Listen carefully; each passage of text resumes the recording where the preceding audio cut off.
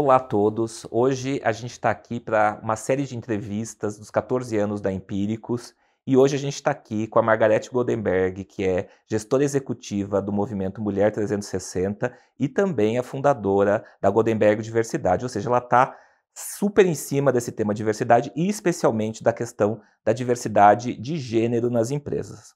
Tudo bom? Olá, tudo bom? Tudo Muito bom bom. estar aqui com você, Fernanda. Margarete, eu acho que a gente tem que começar a falar, primeiro de tudo, a gente fala da escada corporativa, né?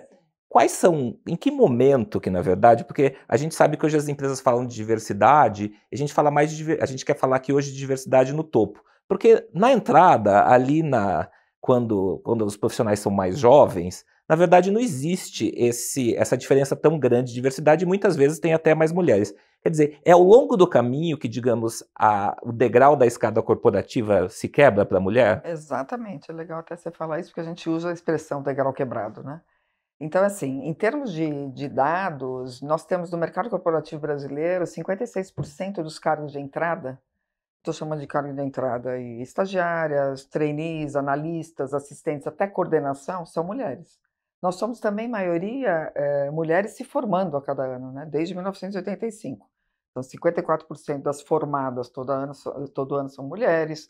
Entrando no mercado de trabalho, a grande maioria, mais do que a média, mais do que 50% são mulheres.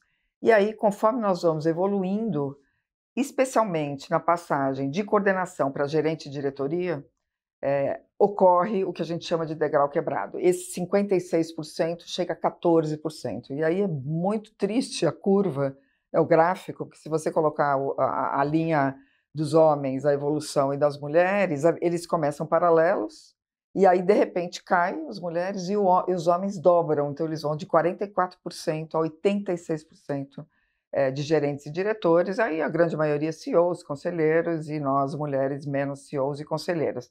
O que é muito importante a gente detectar, porque é novo, é nova essa análise, é dos últimos 2 anos, mais ou menos, tanto no Brasil como global, é que o desafio é muito anterior ao teto de vidro. Lembra que a gente falava teto de vidro, há muitos anos? A gente sempre falou, o desafio das mulheres nas empresas é chegar a VP, é chegar a CEO. E agora nós entendemos que não, é muito anterior a isso, né? A cada 100 homens promovidos a diretores, gerentes e diretoras, 69 são mulheres, né? Então, se a gente não corrigir esse degrau quebrado, nós não vamos ter um pipeline diverso. Se a gente corrigir, nós vamos ter aí, ao longo dos próximos 10 anos, mais de 5 milhões de mulheres evoluindo, né? E esse degrau quebrado está em que momento? Quando a mulher chega em que idade, mais ou menos, não sei se é idade, se é momento de vida, É quando que isso muito acontece? mais relacionado a cargo, né? Então, entre coordenação, gerência e gerência, geralmente nós estamos falando, como a nossa jornada ela é mais lenta, por N outros motivos, não pela nossa capacidade, né? Mas por N outros motivos de ambiente masculino, masculinizado, os padrões, o patriarcado e tal, nós estamos falando aí de mulheres em torno de 30 e poucos anos, né?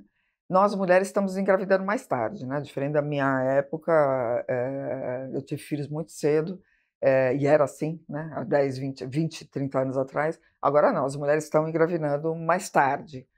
Então, unindo ao desafio da barreira da maternidade, e é importante a gente ressaltar, não é a única barreira, porque isso também é uma forma de discriminar. O problema das mulheres é que elas engravidam, né? Então, o problema é o efeito bumerangue, nós somos a causa do nosso próprio problema. Mas é sim um desafio, porque a maternidade acaba sendo vista como falta de competência, ou como falta de dedicação, como obstáculo e não como impulso. Então, esse é o trabalho que a gente tem feito com as empresas, porque é estereótipo isso, é vieses, não é real, né?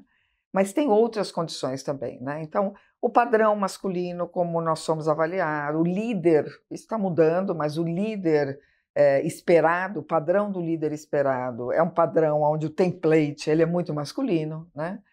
A forma como nós recebemos feedback, as oportunidades que nós temos de desenvolvimento, de visibilidade, porque como a gente não circula lá em cima, nós também não temos visibilidade, por isso é tão importante as iniciativas que a gente tem desenvolvido com as empresas, que uma delas é dar, não só treinar e desenvolver, mas dar visibilidade para essas mulheres, né?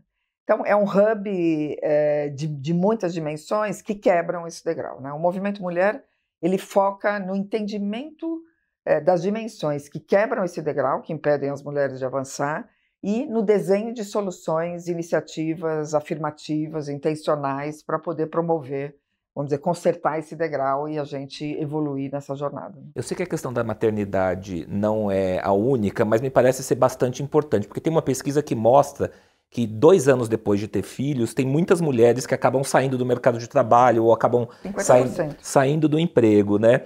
Quer dizer, as empresas.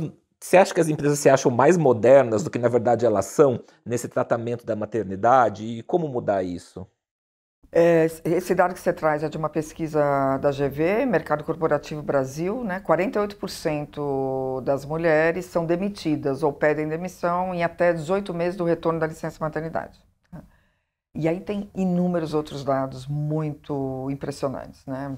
100% das mulheres mães com crianças até 3 anos têm menos probabilidade de ser promovida do que mulheres sem filhos, 70% menos possibilidade de serem contratadas.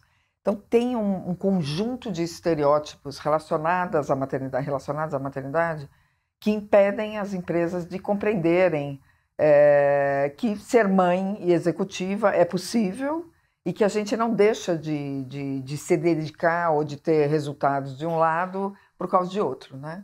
As empresas já entenderam isso. Quando eu falo as empresas, Fernanda, é sempre bom dizer, porque o mercado corporativo brasileiro, né, milhões.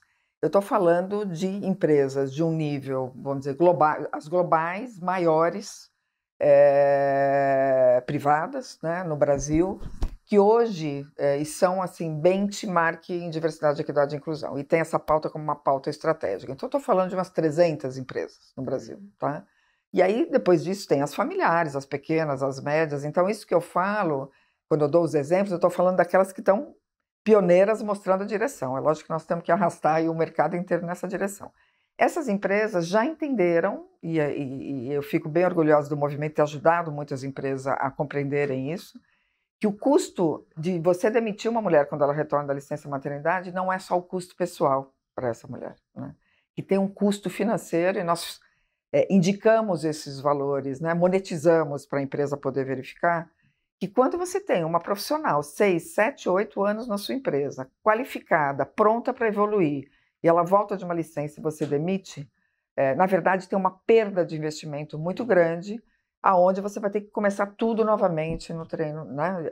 E aí, e também quebrando esses estereótipos da maternidade, né? Quando as pessoas, as mães, veja só como que são os viés de percepção, né? As mães não têm tempo, ou não querem se dedicar para avançar na carreira, porque elas têm que cuidar de filhos pequenos. Quais mães? Eu, por exemplo, tinha uma estrutura de apoio impressionante. Meu marido, por exemplo, na época, tinha uma dedicação completamente diferente do que a minha no trabalho, a gente meio que inverteu os papéis. Eu nunca tive dificuldade. Pergunte para essa mãe, construa com ela o desenvolvimento do cargo, do plano de desenvolvimento de cargos dela. Não deduza que uma mãe que está voltando de licença com um bebê de 9 meses não queira. Converse com ela antes, durante e depois, porque isso que é muito louco, né? A gestação tem 9 meses, né? Só que se trata como se fosse uma coisa abrupta. Ah, nasceu. Não, você tem 9 meses para alinhar. O que você vai querer no seu retorno? Você acha que precisa dar diminuir, tirar o pé do acelerador? Isso não vai interferir? Esse é seu segundo, terceiro filho? Você tem uma estrutura de apoio? Você quer avançar? A questão de viagens? Como que combina e alinha os próximos passos, né? Você sabe que mais de 70% das mulheres são substituídas pelas pessoas que cumprem o cargo dela na ausência, né?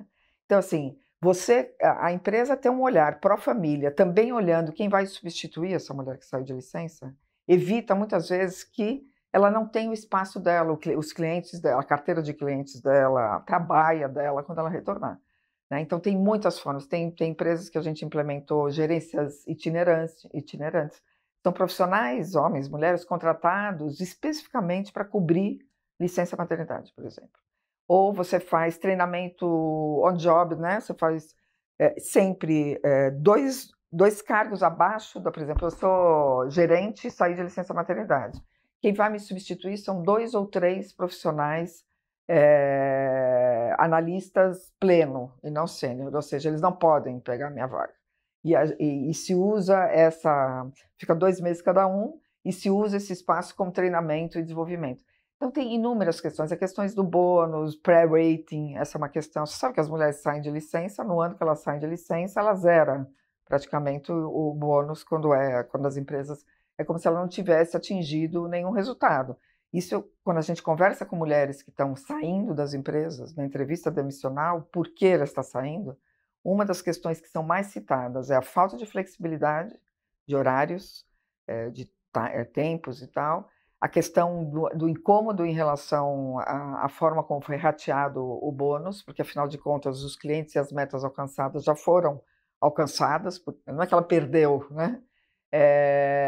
E a questão de creche, seguro e outras questões ligadas a isso. Então, nós, trabalhando com essas empresas pró-família, olhando para essa jornada da parentalidade de forma mais ampla, não só mulheres, porque as mulheres não engravidam sozinhas, né? Existem pais, existem parceiros, parceiras, então a gente tem que olhar para isso como uma forma mais ampla. Né? Tem muito estereótipo, quer dizer, agora que ela foi mãe, ela se tornou mãe, ela vai querer ser só mãe. Eu conheço, por exemplo, um caso de uma amiga minha que, na verdade, foi promovida um mês depois de ter filhos, inclusive prematuros, que ela ficou mais de 6 meses de licença maternidade, e quando perguntaram para ela se quer crescer, eu falei assim, mais do que nunca, porque eu tenho essas crianças agora gêmeas para sustentar. Então, quer dizer, essa coisa de ouvir a mulher e entender que, na verdade, sim, ela está muito no jogo, talvez até mais, é bem importante, né? Sem classificar como um único coletivo. A gente sempre erra quando faz isso, né? Os negros, as mulheres, os gays.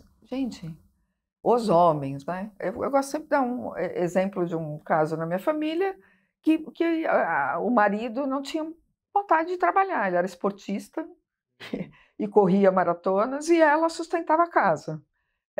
Dá para a gente falar, os homens geralmente não gostam de trabalhar e as mulheres sustentam a casa? Então, o viés de percepção faz com que a gente indique o coletivo como uma única característica, e o erro desdobra daí. Né? Nós não somos todas iguais, eu tenho que ouvir. Outro dia, um líder de uma empresa falou, não, Margarete, mas eu promovi o João e não a Maria aqui dentro da minha empresa, porque, inclusive, eu sou amigo da Maria, eu sei que ela teve gêmeos agora, está muito dedicada, e eu gosto muito dela, então, para não prejudicar ali, para não ficar muito sobrecarregada, eu promovi o João, né? E aí eu perguntei, mas você perguntou para a Maria o que ela achava sobre isso? O que se deduz, né? Então, esse é o grande erro. As mulheres, assim como homens, assim como quaisquer pessoas, têm interesses e ambições diferentes, e momentos de vida diferentes. Você não pode deduzir, né? Sem ser os estereótipos derivados de mito mesmo, né, Fernando? O mundo da diversidade, equidade e inclusão é um mundo dos mitos corporativos. Eu estou escrevendo um livro sobre mitos corporativos, porque, assim, muda o logo, mas eu escuto as mesmas coisas, então eu falei, aqui precisa, né, organizar isso. Um deles é que, essa que minha equipe é pequena, é muito demandada, com muitas metas, resultados avançados que precisam ser conquistados, então eu só contrato homem, porque mulheres, por causa da licença maternidade, elas faltam muito, né? Então eu fico na mão, né? E aí tem um estudo da Regina Madaloso e Adriana Carvalho, a Regina do INSPER, a Adriana ex-ONU Mulheres, que pegou exatamente dados da RAIS de 2019 para responder essa pergunta. As mulheres têm um índice de absenteísmo maior do que os homens? Elas faltam mais? E aí eles foram cruzando, eu estou falando de dados Brasil, e qual conclusão chegou? Que homens, em média, faltam, incluindo licença maternidade, tá? Faltam 13 dias ao ano e mulheres 15 dias e meio. Ou seja, a diferença entre faltas de mulheres e homens, incluindo licença maternidade, é de 2 anos e meio ao ano, 2 dias e meio ao ano. Você percebe que, na verdade, não é 2 dias e meio ao ano que vai fazer com que eu contrate o João e não a Maria, porque eu estou com medo dela faltar mais.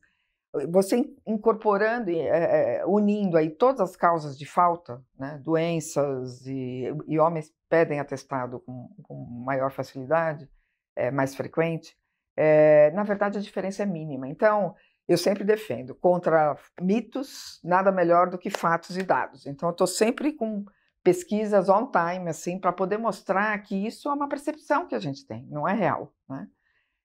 Então, o grande desafio não só o degrau quebrado, voltando à nossa conversa, mas também o desenvolvimento, a retenção e desenvolvimento dessas mulheres. Acho que esse é um tópico importante, porque as empresas têm investido, e tem uma pesquisa recente da Deloitte indicando isso, e a nossa vivência mostra, mais de 60% dos recursos e do tempo das jornadas de diversidade, equidade e inclusão para atrair e contratar, e só 40% do tempo e recursos para reter e desenvolver. Que seria muito mais fácil. Mais fácil e mais inteligente, porque olha esse dado, a cada mulher promovida diretora, 2 mulheres diretoras pedem demissão. Isso é um dado global e nacional, que se confirma no Brasil. Então, nós estamos enxugando o chão com a torneira aberta. Como eu não tenho uma ambiência segura, inclusiva, sem discriminação, com oportunidades equitativas para todos e todas, onde a gente possa avançar, e eu vejo, ou flexibilidade, ou muitas questões interferindo, essas mulheres entram, se desenvolvem e saem. E aí eu fico investindo em contratar e atrair, e a torneira aberta, então eu não consigo mudar esses números, entendeu? Uma coisa, a gente vê também uma certa pressa, né, para que esses números mudem. Claro que tem que ter pressa, porque afinal de contas está muito desequilibrado. Mas ao mesmo tempo, me parece que não é uma mudança que é feita de uma forma para outra. Como que é chegar numa empresa, você que faz isso, né, através do seu negócio, chegar numa empresa e tentar mudar essa cultura? Quanto tempo leva? Como que é isso? Claro que deve variar de empresa para empresa, mas eu acredito que tem que começar de cima. Como que é isso? Em média, assim, porque a gente começa, nossa primeira etapa é fazer um retrato, um diagnóstico, né? Apesar de ter melhores práticas, lições de mercado, aprendizados, cada empresa e cada cultura é tem desafios específicos de segmento, de regionalidade, né? Eu trabalho com algumas empresas no Nordeste, no Centro-Oeste, outra realidade completamente aqui, que a grande maioria é São Paulo, Rio. Então, assim, nós temos que fazer um diagnóstico, um retrato de como que está a pluralidade do time, nas diversas áreas e cargos, e aí não só gênero, né? A gente avalia a questão étnico-racial, pessoas com deficiência, LGBTQIA+, a questão etária, que está muito central agora na pauta das empresas, e a ambiência. Não adianta só saber quantas mulheres tem, eu preciso saber como elas se sentem na empresa. Também ser segura, o que o time entende por diversidade, equidade e inclusão, a opinião do líder, da média liderança. Então, é um diagnóstico bem robusto, onde depois, 45 dias eu apresento um retrato, né? Um retrato de como que a organização está em diversidade, equidade e inclusão, com pontos fracos e fortes, achados e oportunidades. A partir disso, nós, junto com a empresa, indicamos os principais gaps que devem ser atacados, só que antes de ter um plano de trabalho, eu preciso ter um posicionamento e uma diretriz. Então, poucas empresas, e isso é uma lacuna importante, acho que é até um recado legal aqui para deixar para quem está trabalhando nisso, não partam do retrato para ação. Não tem nenhuma área do negócio que você faz um diagnóstico e já sai com um plano de trabalho. Qual é o meu objetivo?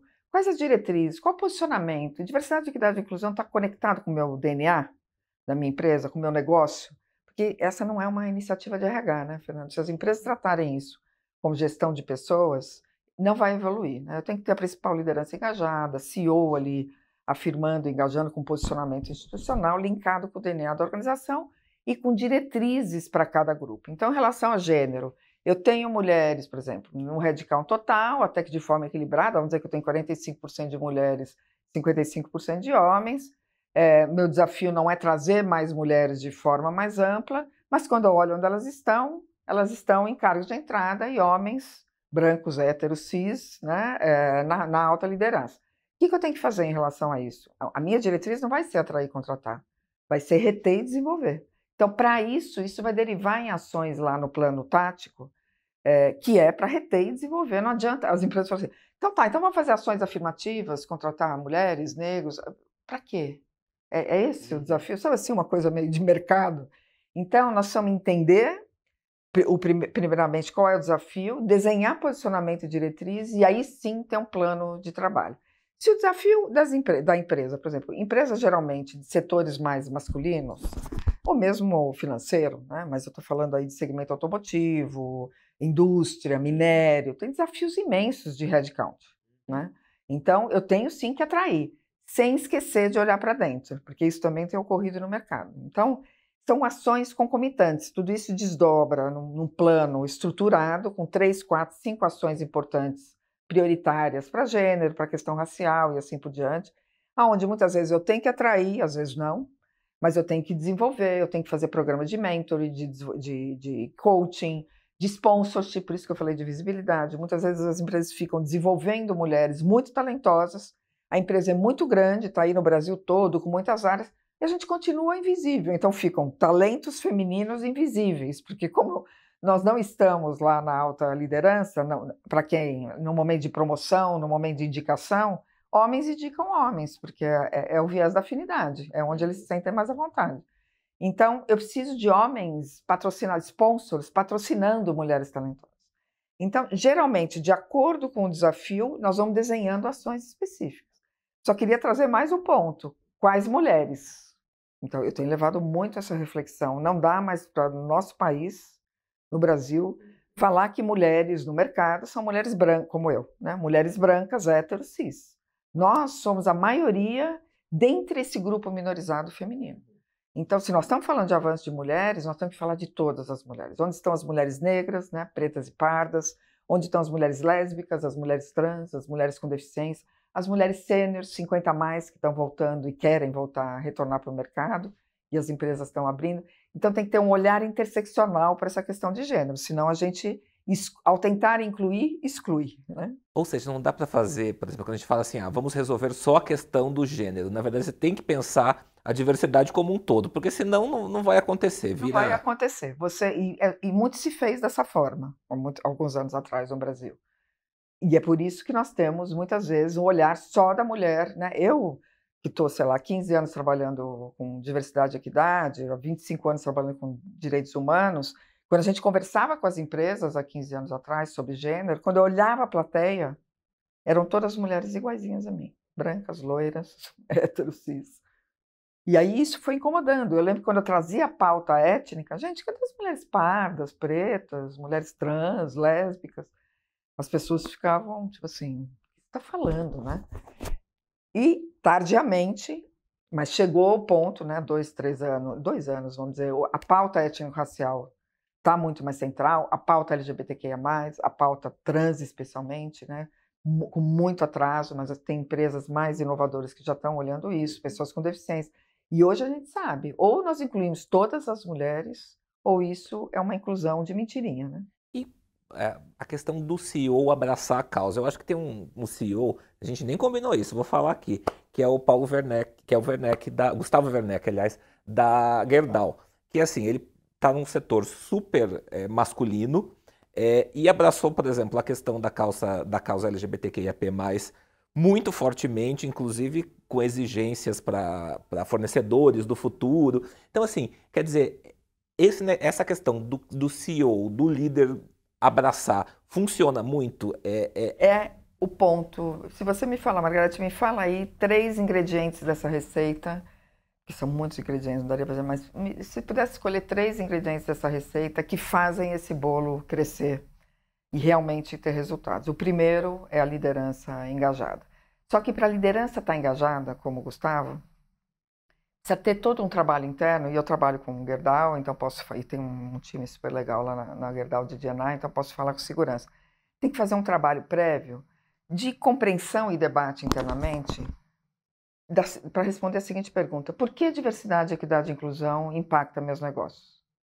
Porque se isso entrar como RH, dentro de um banco, dentro de uma empresa, de qualquer segmento, não vai fazer diferença. Para o CEO poder estar engajado e dedicar tempo e energia e agenda dele, né, para esse tema, ele precisa entender que isso tem a ver com negócio, com resultados de negócio. E a gente tem inúmeras pesquisas, tanto globais, de consultorias globais, de organismos multilaterais, né, ONU, PNUD, World Economic Forum, mostrando que empresas com mais diversidade no seu nível executivo, pluralidade de perfis leva à diversidade cognitiva, né? E, portanto, eu tenho melhores resultados, seja de produtividade, de lucratividade, tem pesquisa específica sobre inovação, e isso é muito fácil entender, a diversidade cognitiva leva à inovação. Tem uma termo muito interessante que mostra que o número de patentes é quase que 3 vezes maior em times mais heterogêneos, porque o olhar é diverso sobre as questões. A questão da atração, da retenção de talentos, reputação. Esse caso que você trouxe da Gerdau é um exemplo. Avalie Gerdau 20 anos atrás, é lógico que não dá para dizer, não é uma relação de causalidade, tá? Mas, mas sim a forma como as coisas ocorreram foram muito coletivas. A imagem de Gerdau no mercado, que ganha prêmios e prêmios semana a semana, seja o Gustavo como líder, seja a empresa, melhor empresa para se trabalhar, reputação, marca, indicada, é uma coisa impressionante. Essa grande mudança que foi feita ali tornou o ambiente mais seguro, as pessoas mais felizes, as pessoas se sentem incluídas. É fácil, não é? Nós mesmos estamos lá juntos, porque tem uma questão em diversidade, equidade e inclusão, que é assim, quando você sabe todas as respostas, as perguntas mudam. Então, conforme as empresas vão avançando no tema de diversidade, a jornada, tendo mais maturidade na jornada de diversidade, equidade e inclusão, os desafios vão ficando muito mais complexos. As perguntas não são tão facilmente respondidas como no início. Então, empresas que estão há 4, 5, 8, 10, por exemplo, a Unilever está há 12 anos trabalhando com o tema, tem perguntas que não eram as mesmas perguntas de 10 anos atrás, e que agora nós estamos ajudando a responder e a criar. É desafiador, precisa ter time dedicado, recurso dedicado, plano, metas, indicadores para poder seguir. A minha pergunta que eu sempre faço é: qual área de negócio não precisa ter plano, metas, indicadores? Nós estamos falando de negócios e, portanto, precisa ter um diagnóstico, um retrato, um planejamento e um time para poder, e orçamento para poder lidar com isso. E KPIs e metas e indicadores, né? Existe claro que não existe receita de bolo, porque é muito complexo, mas assim, por onde começar, quer dizer, porque a gente está vendo uma coisa que me parece muito importante, quer dizer, certos públicos não conseguem nem entrar, não conseguem nem ter acesso, porque, por exemplo, a gente sabe que inglês, por exemplo, é uma grande, que tem várias empresas, por exemplo, não estão mais colocando esse filtro, porque sabe que certos grupos não vão conseguir entrar. Quer dizer, começa por aí, quer dizer, tem que olhar ao mesmo tempo que você está olhando para o topo, que é o nosso tema aqui, mas você tem que olhar para o início também para que isso possa acontecer de forma sustentada? Sim, e eu sempre indico, geralmente os planos começam olhando para dentro, né? Tem uma tendência das empresas quererem sair, fazer ação afirmativa, contratar negros, contratar PCDs. Ótimo, mas cuidado para não colocar mais energia nisso e não olhar para dentro. O trabalho de transformação de mindset, de cultura inclusiva, de sensibilização, de rodas de conversa, de mentorias em diversidade, equidade e inclusão. Eu mentoro muitos CEOs, lideranças, né, sêniors. Essa transformação de mindset, eu diria que é a essência do que a gente precisa para conseguir, inclusive, manter teu solo fértil, para poder as nossas sementinhas de ações afirmativas, intencionais, contratar, promover mais mulheres, contratar mais pessoas negras, poderem vingar e crescer. Se eu não tenho esse adubo, essa ambiência fértil e nutritiva, eu vou podar. Eu coloco pessoas negras para fora, em 6 meses elas saem. A gente chama de porta giratória esse fenômeno. Como eu não tenho segurança e o que foi prometido não é entregue, eu não vejo pessoas negras, eu estou falando negras, pode ser qualquer grupo minorizado, crescendo, eu entro lá, fico uns 6 meses, falo, isso aqui eu estou indo embora. E nós estamos vendo isso no mercado, né? Muitas ações afirmativas de contratar 1.000, 2.000 profissionais negros, mulheres, em indústria e tal, há 3 anos atrás, a grande maioria já foi. Então, olhar para dentro, transformação de mindset, tornar esse ambiente seguro, realmente não só respeitoso, mas valorizar as diferenças, né? Então, a transformação cultural, eu diria que é o ponto principal. Acaba virando um washing, né, da questão do ESG, né, fala do greenwashing, mas tem todos os tipos de washing. Sim, tem diversity washing também. Diversity washing existe, parece que nesse caso, em alguns casos não é intencional, mas existe intencional também? Já foi, tá? As empresas, o segmento corporativo aprendeu, né? Aprendeu com o mercado. O que acontece, Fernando, e você domina mais esse tema do que eu, tantos anos em comunicação, o jeito que a gente fazia comunicação, né, eu mostro para mim, porque eu tenho mais de 60 anos, na minha época lá de empresa, a gente fazia o release, enviava, pré-release, pós-release. Você contava para a imprensa o que você queria que falassem sobre você. Aí, se colasse a matéria, não é assim mais que se constrói reputação, né? Hoje se constrói reputação de uma forma muito dinâmica e orgânica nas redes sociais, e não só o que eu falo de mim, da minha empresa, mas o que meus colaboradores falam de mim, o que meus clientes falam de mim, o que meus ex-colaboradores falam de mim. Então, o que as empresas aprenderam? Se eu vou lá tentar me beneficiar, né, muito mais no talk do que no walk, né? Não sendo genuíno, me beneficiar da questão da diversidade, equidade e inclusão, porque eu sei, e está demonstrado, que isso gera valor e agrega em reputação, e se isso não for genuíno e verdadeiro, o risco reputacional é imenso. Quanto maior a distância entre o que eu sou e o que eu falo de mim, maior o risco reputacional. E como que esse risco explode? Basta eu estou lá, tiro uma foto bonita, cheia de mulheres, chamo as mulheres todas para tirar foto. Olha que lindo, nós valorizamos a equidade de gênero, porque aqui as mulheres têm sucesso, tal, posto lá.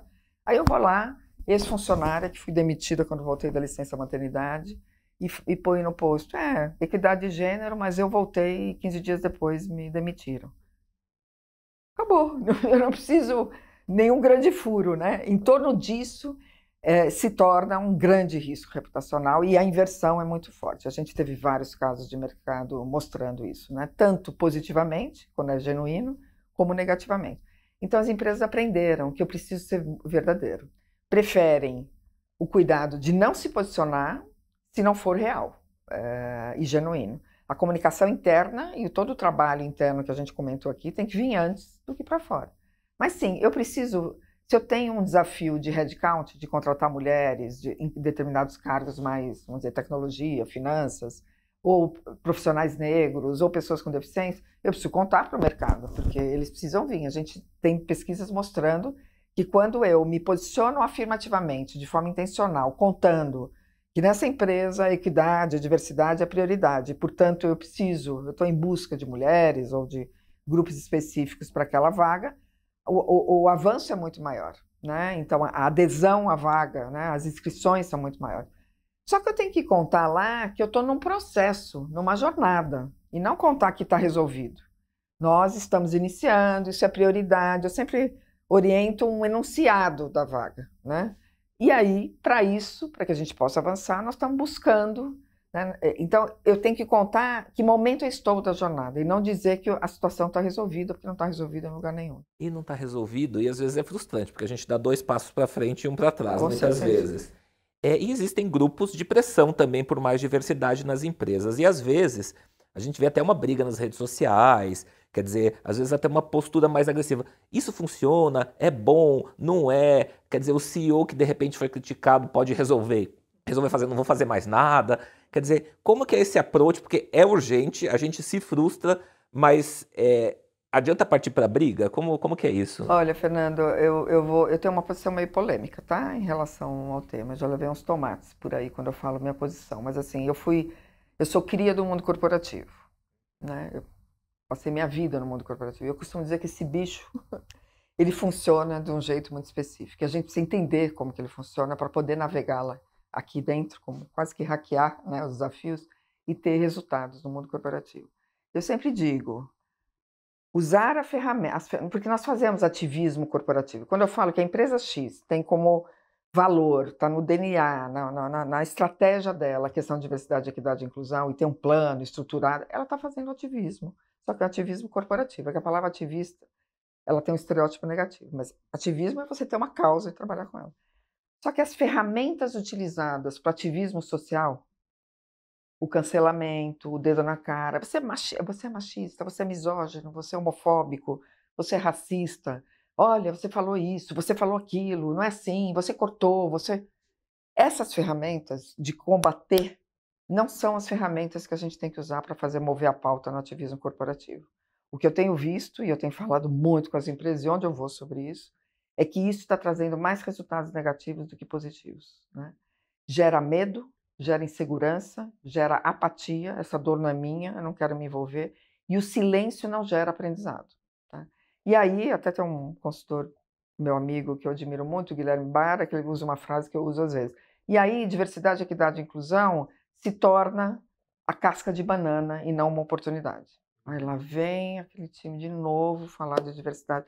E aí todas as a empresa inteira, com as várias áreas, começa a achar que isso é tema da mulher, do negro, daquele grupinho.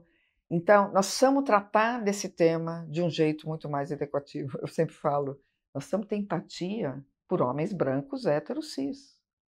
Não só por mulheres, por gays, por negros e negras e pessoas com deficiência. Todos nós, independente da nossa orientação, do nosso gênero, da nossa raça, da nossa etnia, nós somos fruto dessa sociedade brasileira. Racista, machista, homofóbica, transfóbica. Nós aprendemos isso ao longo da vida, tanto na educação formal como informal. E a gente reproduz isso de forma automática, muitas vezes, não consciente, inconsciente. Então eu preciso compreender o ponto de partida dessas pessoas para poder ajudar nessa transformação. E eu tenho certeza, por experiência própria, que não é dando porrada. É ouvindo, é apoiando, é mostrando outros ângulos, mostrando outros dados, outros olhares, ajudando a furar bolhas, porque nós humanos vivemos em bolhas, né?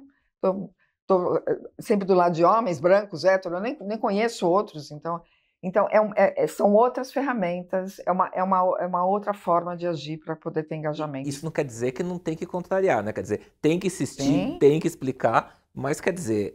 De forma acolhedora e harmônica, e não fazendo pequenas guerrilhas dentro da empresa. Bom, só para a gente já ir encerrando aqui o nosso papo, que está ótimo e acho que está sendo bem esclarecedor, eu acho que falar um pouquinho de diversidade como um todo, de diversidade com todos os grupos envolvidos, porque às vezes eu fico pensando se de tempos em tempos não tem o grupo da moda da diversidade, sabe? Quer dizer que agora está todo mundo olhando para esse, está todo mundo olhando para aquele, e na verdade é um conjunto, né? Eu queria entender se isso te preocupa e se não acaba sendo uma forma de washing, porque você olha só para aquilo e acaba não olhando o todo. O que você podia falar para as empresas para que, de repente, até porque existe essa, não só pressão interna, mas pressão interna para mudar, o que dizer para as empresas de como fazer e como fazer isso de uma forma holística, né? Na verdade, assim, o ideal é que seja trabalhado gradualmente, geralmente as empresas, historicamente, no Brasil, as empresas começaram com gênero, né, mulheres, né, quando eu falo gênero, estou falando mulheres, não a questão de identidade de gênero, que isso é bem recente, gênero. Depois incluíram a questão de pessoas com deficiência no Brasil, por causa da lei de cotas, então virou meio que uma obrigação, né, e a gente tem feito um trabalho importante para que a gente olhe para a potência da pessoa com deficiência e não para o dado, né, para o número.